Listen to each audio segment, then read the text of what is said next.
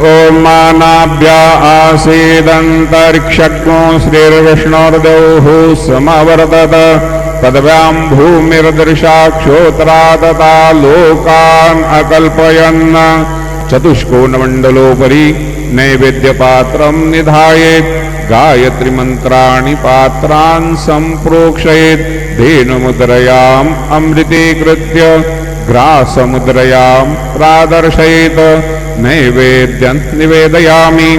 ॐ प्राणाय स्वाहा ॐ अपानाय स्वाहा ॐ व्यानाय स्वाहा ॐ उदानाय स्वाहा ॐ समानाय स्वाहा ॐ ब्रह्मणे नमः।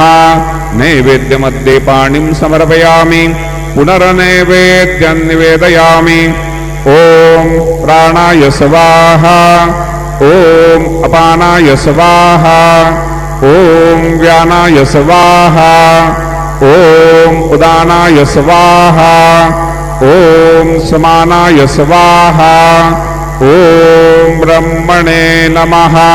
नैवेद्यं समर्पयामि हस्तप्रक्षालनं समर्पयामि मुखप्रक्षालनं समर्पयामि।